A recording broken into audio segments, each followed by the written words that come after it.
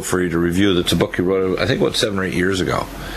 And it deals with some principles. And one of the things that I've seen with, in my 63 years is that whatever we know, if we're, quote, serving God with, we call God or Jesus' heart, and whatever we know, whatever God can teach us, either in the Bible. In other words, if you don't have the right heart or spirit, you can't discern the truths in the Bible. So you can read it as an agnostic or an academic professor, and you'll never really get it. But if you actually have the heart of the Messiah in your heart, that's why I tell people they'll never see the, quote, second coming unless he first comes in their heart. And the solutions to everything is not becoming what I call a theocracy, but the principles in the Bible need to be incorporated into our money system and our living system of our countries. And those principles that are biblical, for example, like the Shemitah year to wipe out debts, or the idea of the Cohenic priesthood had to be priests to serve God first before they serve the people, so they will always be godly. These principles that you talk about in the identity of Jesus, who was not only the most brilliant man who ever walked the face of the earth, but he also had what we call Emmanuel, or God knowledge. In other words, he literally said, everything I do, I just literally do it because I have a one-to-one relationship with God. And he's trying to teach these principles about his identity. The interesting thing is Jesus didn't walk more than 20 miles from where he was born. He didn't write a book. He never had a TV show or radio show. He had disciples who he taught personally the deeper truths, and he would teach the more superficial truths to people in parables, so they would get some principles that would bring them back to how to start walking with God or getting a relationship that God wanted with his original people. That's the reason why our world is in such a desperate state, whether it's economic, environmental, geopolitical, or spiritual. They don't know how to walk with God. They don't know the principles that are biblical that will make a nation strong internally and also retain a population that will be healthy, so there's connectedness to their descendants and their ancestors. And we don't have a population that respects the biblical principles of the rule of law, not artificial ones created by man. So what we've done, again, we followed Satan, who never can create or destroy anything. People think Satan's a destroyer. No. God is a creator and destroyer. Satan is a perverter. He cannot create or destroy anything. All he can do is pervert it. And what people have done is they've followed a perversion, whether it's government or religion, and that's what you're going to do in this book, is to explain to people principles that will show the identity of the one who taught us how to, that's called the way, the first 3 centuries of the church, which is the way, how to walk with God and who he was. So let's go through this identity book. It's really interesting. Yes, Dr. Bill. Well, I appreciate being with you again today in your broadcast. You always have something stimulating to talk about. Now, I noticed in the news when I was waiting to speak with you today that on your program it was talking about an illegal immigrant 5 times into the country illegally, and he's murdered a woman in California. Right. The news, right? Now, this is not what we're going to talk about today. Is not about illegal immigration, but by stolen identity. Now, there's a man over in China who actually escaped from prison.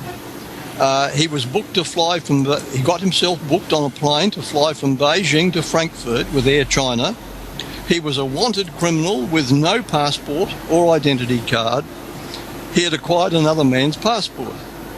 And once the authorities realised he'd escaped from prison, he had faced the death penalty. Okay, he went to the airport, he filled in the forms, he paid the departure tax, he walked into the customs area, he waited in line for his documents to be checked, and finally he reached the front of the line. And he handed over the passport he'd stolen and the boarding pass. The officer looked at the picture, and then he looked at Yun, and he started to laugh. He said, "Hey, this photo isn't you. It looks nothing like you at all." Right. And then he held the passport up to his fellow officers in the other booths to see, and they laughed also very contemptuously at this man who was coming through. Right. And then the officer went into his side office, and he came back again and said, "Look, this is not you." And he was determined to find out who this man Yun was. Well, Yun stared with a look of intense fire directly into the officer's eyes, and several minutes passed, and the line of passengers behind Yun began to grow impatient. And they chastised the officer for taking so long. Well, the officer sensed their growing anger, and so he told Yun to stand to the side while he processed the other passengers.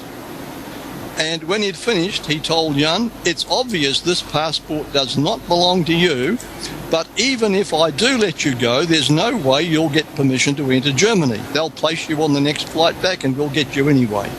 Right. But incredibly, he stamped the passport and said, "Go through." Well, Jan progressed to the X-ray machine for the customs check, and as he placed his carry-on bag on the scanner, Jan noticed an officer speaking into his walkie-talkie while he was staring straight at him. Jan walked forward, he collected his bag, and the officer didn't say a word, and again, by some miracle, he was allowed to pass. In the waiting area, Jan called a friend on a public telephone to let him know he had made it through. And within a few minutes, he boarded the aircraft, and the door was locked, the Air China jet pulled away from the gate, and soon he was airborne. And during the long flight, you can imagine the torrent of joy and relief that was welling up inside this man. Well, at Frankfurt, the officer looked at him, stamped his passport, handed it back, motioned for him to go, and he was in Germany. And he had got himself in on a false identity. So in the next few broadcasts, Dr. Bill, I'd like to talk about this topic of a false identity. Right. The counterfeit and the genuine. A group of imposters who stole a person's identity big time, wrapped it up in the most bizarre counterfeit story you can ever imagine. And its significance goes beyond anything that we've ever imagined. We're going to find ourselves, I'd suggest in the next few broadcasts, face to face with some life facts we might prefer to avoid. But it's a suspense-packed, exciting story, linked with archaeology, with history and religion, all interwoven in a big epic of the tree. That's what I propose for the next few broadcasts, Dr. Bill. Wow, yeah, that's interesting. Now, people often debate about the evolution theory, the UFO aliens theory. How did we get here? Was it by evolution? Was it by extraterrestrials? Was it by the Earth Mother? Or was it by a higher being, a creator? And then we've got questions we'll look at about Christianity. Is Jesus a mistaken identity? Did Jesus Christ never really exist? Was Jesus just a fairy tale copied from pagan Christs? Why are the stories and teachings of Jesus Christ and Krishna and Buddha so remarkably similar? Were there at least 16 messiahs before Jesus Christ, like Krishna, Mithra, Osiris, Thoth, Prometheus, Buddha, Quetzalcoatl, and many others? Right. Why do their mythologies have uncanny parallels? For example, the virgin birth, a December 25 birthday, saviours of royal descent, a violent death, a resurrection, ascensions, and so on. So the question is Christianity recycled paganism? Is the Bible so unreliable you cannot trust what it tells you? Has it been tampered with, and are churches covering up the truth? So if someone is playing us for suckers, I think you and I deserve an explanation. So we're going to right, and then this is one of the primary things that the academics in so-called religious studies across the Western world try to say about Jesus, of these parallels with Buddha, etc., and the fact that he's just one in a long line of messianic-type figures. Well, yes. We're going to deal with that when we come back with Jonathan Grady's amazing book, Stolen Identity. You can get it beforeus.com. Whether the pastors out there are teaching this or not, Christianity in its core is completely different from any other religions. And we see the early core truths almost like the questions being asked in the Old Testament and the answers in the New with Yeshua. And those questions were risen by the prophets, were basically signposts pointing toward Yeshua. And even in the present age, it points back toward Yeshua, because he said, I and the Father are one. In other words, I do everything the Father said. But he also said, when I return, you shall be as I am. We physically are not going to survive as a group or individuals and form a galactic civilization or survivor technology or geoclimatic disasters, the passage of a dwarf star or anything else, unless we become a new creature.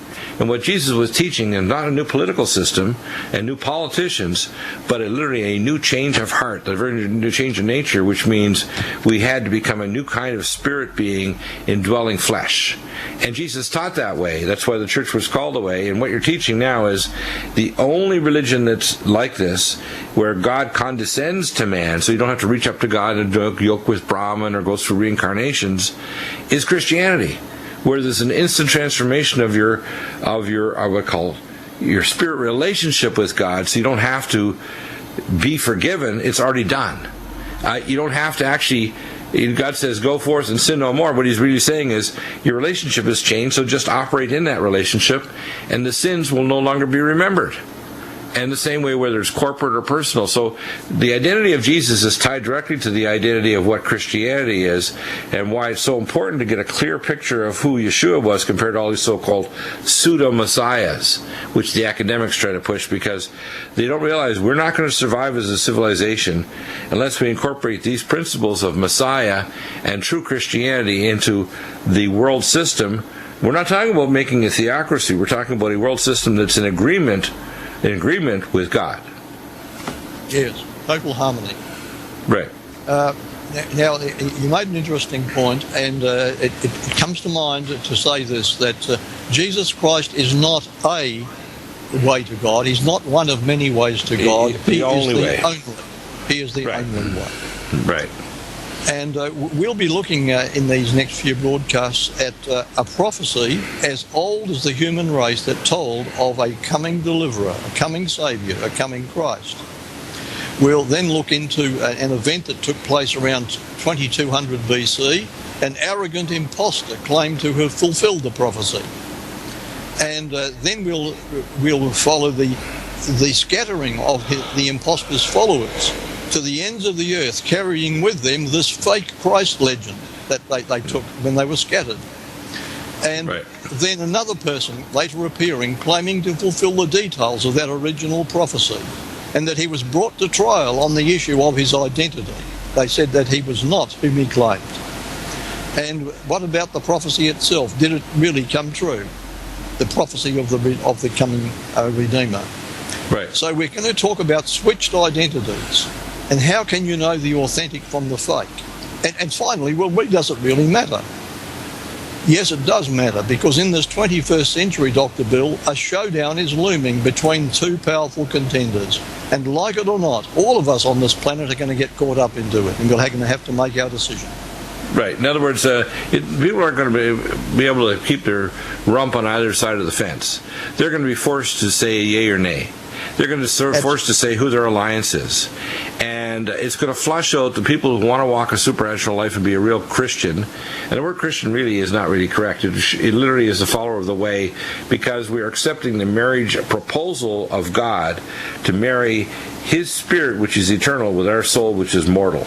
And we become an immortal soul living in human flesh, literally the bride of God on earth collectively. We are collectively the bride of God. Jesus said it. People need to realize that. We also have the power to control our future, not through blasphemous things. Like I watched a show last night where they're creating cyber babies, basically digital babies, based on taking the DNA of the mother and father, this geneticist here in America, or doing genetic screening against specific illnesses so they can eliminate embryos. I think God's going to make a godly way to do these things rather than an ungodly one. Because as soon as you say it's okay to kill fetuses in an ungodly way in a society, and you violate the principles of God, you open a door to horrendous things that you don't see the end from the beginning. Super soldiers, genetic transmutation to carry horizontally inserted DNA from animal species, different phyla and genera. You don't realize the ends of the genetics can bring in, say, the PERV gene from pigs when you transport pig genes. When, as I say, you have to use the godly principles to construct even a quote, a secular government, because if you don't, and you violate God's laws, there's always an end that's grisly. And Jesus taught that. That's why this is so important to understand this book. Yeah, well, what you've said is absolutely true, and I just hope we all take notice of it. Let's get into a little bit of history now for a start. Let's get into it. Right. In the remote canyons of the Purgatoire River south of La Junta in Colorado, a researcher by the name of Gary Vay was examining some very old petroglyphs. The amazing thing was that these ancient alphabetical symbols were virtually identical to others found in the Negev Desert of Israel, in South Australia, in Yemen, in Chile, and the British Isles. So here we have identical alphabetic symbols being used virtually all over the world.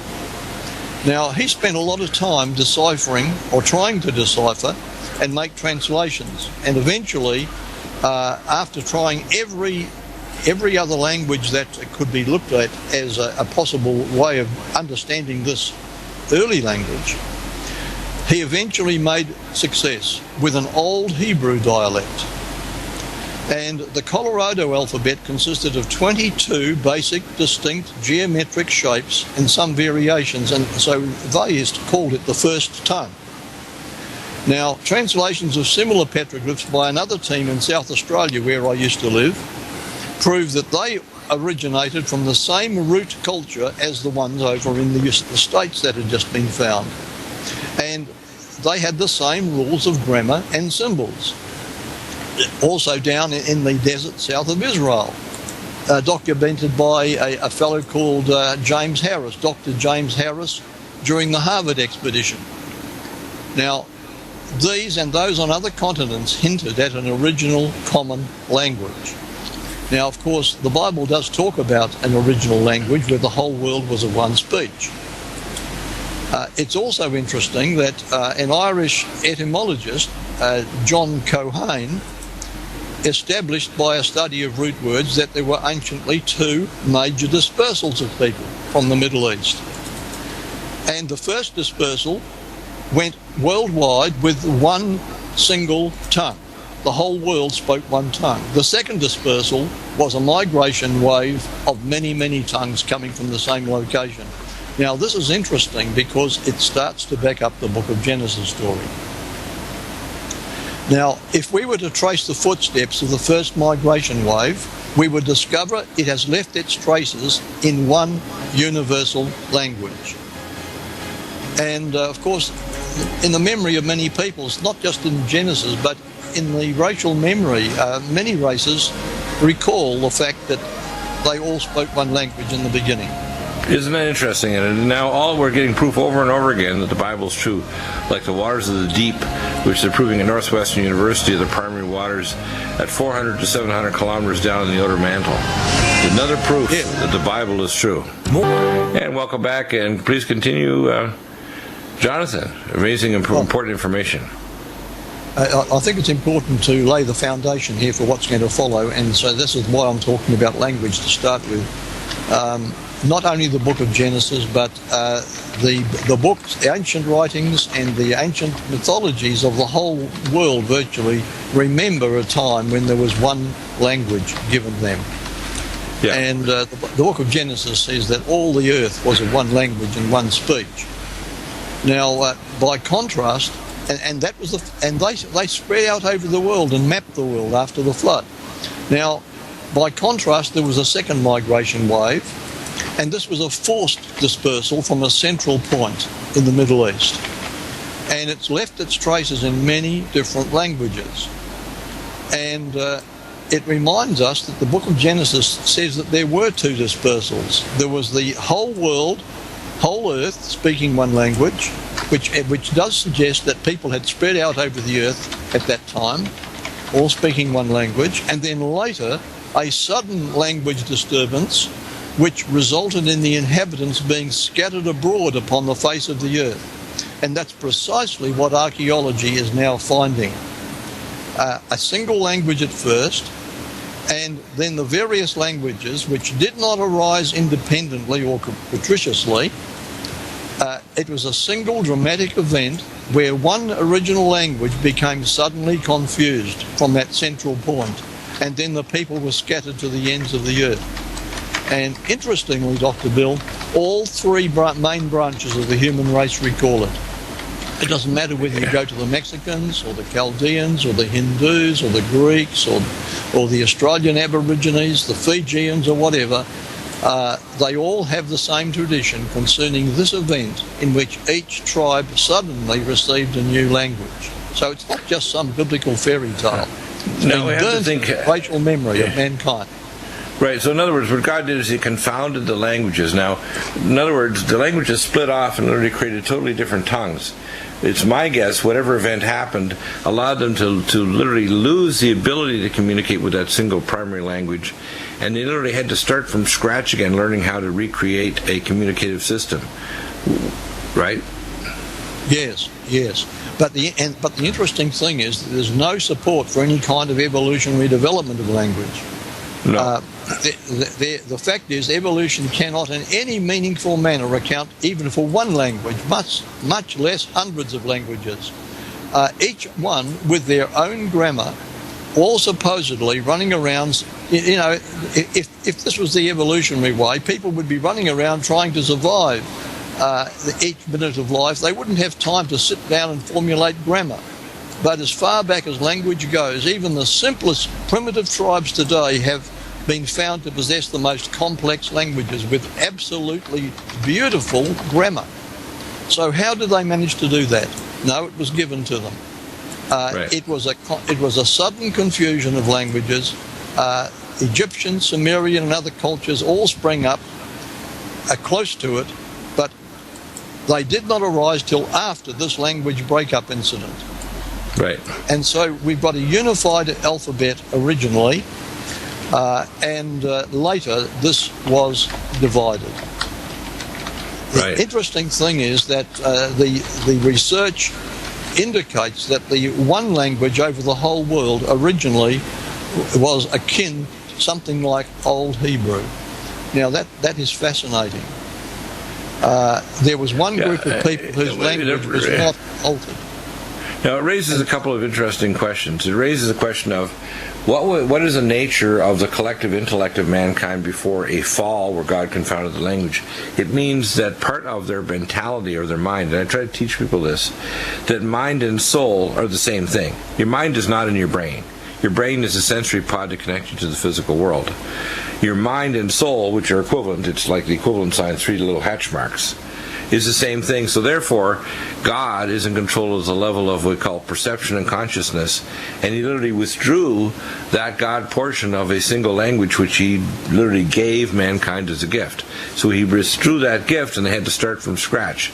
And there's the evidence that withdrawing process, which also talks about the nature of mankind and consciousness and the spirit or soul of man, that literally the called the Nefesh or the Ruach HaKodesh, the spirit of the breath of God, withdrew a portion of that God knowledge of language that he gave to mankind. Just like the intellect of Adam and Eve, which is far superior to the intellect of modern man. They named all the creatures of the earth. They had extended lifespans. They had probably capacities that we, in the intellectual level, can't even imagine today. Yes, absolutely right. Now, it's interesting that not only did the earliest people share in common on a global scale, they also had star maps. And the interesting thing is the original star names and the constellations were almost identical the world over. So this means the old star maps go back to the time when there was one original language. And they haven't changed much, even though there have been alterations since then. There was an original zodiac with a common source. Now, I use the word zodiac. It's not an astrological term. It's an astronomical term. It simply means a way by steps. In other words, the path of the sun through the sky has become the zodiac area of the sky, which tells a story. And it's interesting that most of the names that we have for our constellations today all stem from an archaic form of Hebrew. So there's the ancient Hebrew language cropping up again. Right. Now, one of the things that I say, one thing I see, and people need to understand the difference between Hebrew and Judaism. And a lot of the prophecies that are, quote, attributed only to the Jews, people forget there are 2 houses to the state of Israel. And there's a lot of confusion, especially in the Christian church, about the prophecies, or about replacement theology, etc. People don't understand how the integration of this works, and we're trying to teach this on this program, that God did not forget the two houses of Israel, Ephraim and Judah. Judah is not the whole house of Israel. And it also meant the grafted in ones, the ones that are believers, didn't matter what their genetic heritage was. They could be Mongolian, Russian, South American.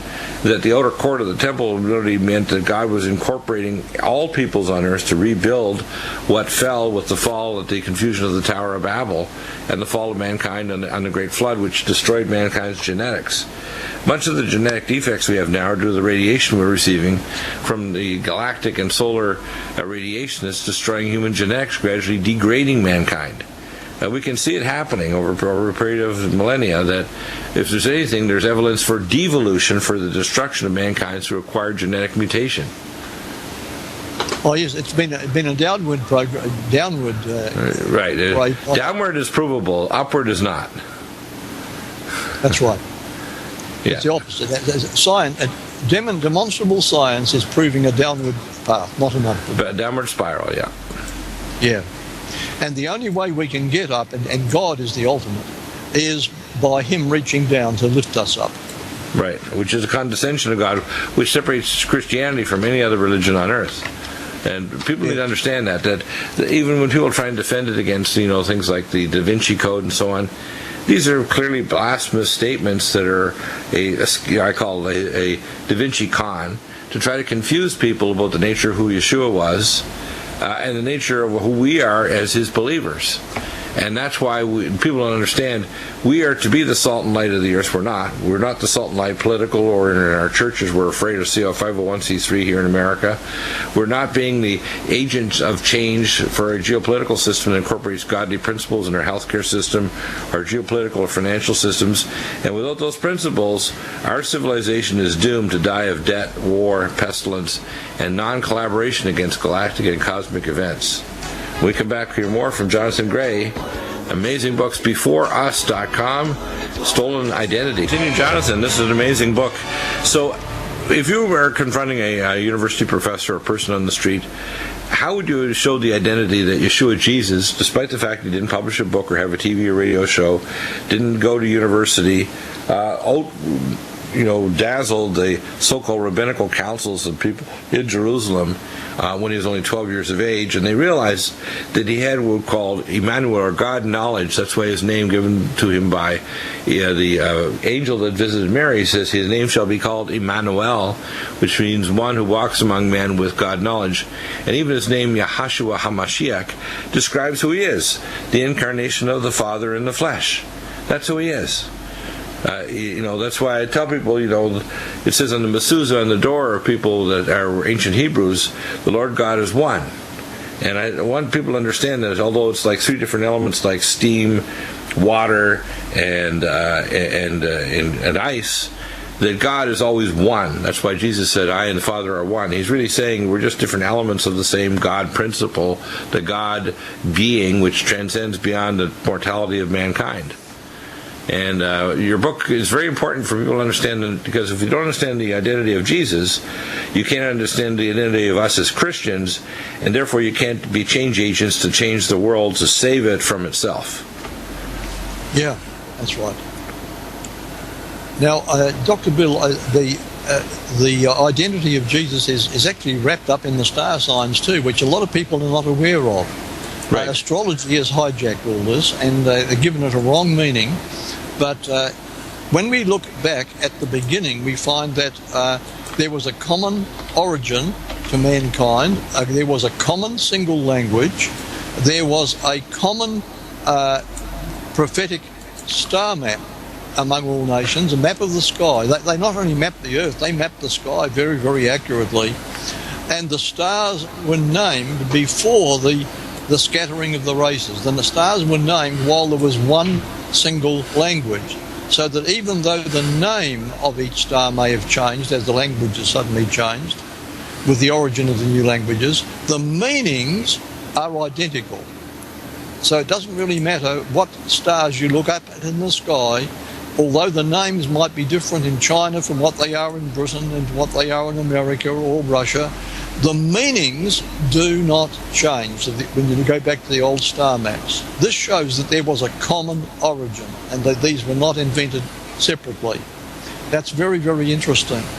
Now, I was reading a report by a New Age devotee named Tony Lawrence, and he did a thorough research into the practice of astrology, and what he discovered just blew him away. He said that he was always curious about the signs themselves. He wanted to know what they meant. And he said that no astrologer could tell him anything. They couldn't tell. Right. They could tell him all about how the signs affect your life, that your houses and so on. But the actual signs were a complete mystery among the entire astrological community worldwide. In fact, one of them said to him, look, don't worry about what they might mean. Whatever they meant has long been lost. Just worry about how they affect us, which of course is the counterfeit. And he said he wasn't satisfied. And so, for example, what's the meaning of the water bearer? What's the message of Capricorn, which has the head and torso of a dying goat with the back parts of a writhing fish? What's the meaning of the scales, Libra, or the ox, Taurus, and so on? And he thought that if he could uncover the secret message of the zodiac, he'd find marvellous treasure. Interesting. And of course, you've done that in your book, The Sting of the Scorpion. You've explained a lot of that, but you put it in this book as well, right? Yeah, just a little, because it has to tie in with the first language, then the scattering. Yeah, that's right. Now, so this astrologer he compared the various astrological charts, and he found that other cultures today don't always use the same signs we use. The Chinese, for example, today use such things like a horse, a dog, chicken, and so on. But the ancient Chinese signs were the same as ours a long time ago. But a Chinese emperor had made the change. Originally, east and west, the signs were originally the same. Right. Then he went searching further, and he discovered, surprisingly, that the earliest charts of the zodiac were Hebrew. And the Greeks derived their knowledge from the Hebrews. The Romans got their information from the Arabs, who had also received it from the Hebrews. And so this led New Ager, Tony Lawrence, to the record of the Hebrews, the Bible, to solve the mystery. And this actually was interesting for him. He actually said, if I could uncover the hidden meaning of these signs, I would unveil the great truths originally declared by those who made the signs. But little did I know that I was to embark on an awesome tour and that I would find the true saviour of mankind right there. So there you have it. The star signs in use today are much older than astrology. And where do they come from? They came from the time when there was one language, and the language was akin to Old Hebrew, and there was a message in it, and that message got lost as the scattering took place. Very, very interesting. It is, isn't it? Well, anyway... It shows you the origin of evil, which is the origin of what I call perversion. A lot of people try to think of, Satan, when he passed through the 17th level of the York Rite and Masonry, that he is Baal and Osiris, when in fact Satan wants to pretend that he is the destroyer, like the statue of Kali over the CERN reactor. But in fact he's only a perverter. He can't create or destroy anything. All he can do is pervert it. That's right. Yes. Now the age of the star signs can also be determined. They go back about 6,000 years. And you can tell the age of maps today, Earth maps. You get a map of parts of the United States. Drawn today, you could tell they're 21st century maps because they have 21st century names and features and highways and so on. You go back to the 1700s and you'd be able to tell with a fairly reasonable amount of accuracy that the map comes from the 1700s because of the settlements that are named there and the features that are on the old map. I think we all understand that, don't we? Right.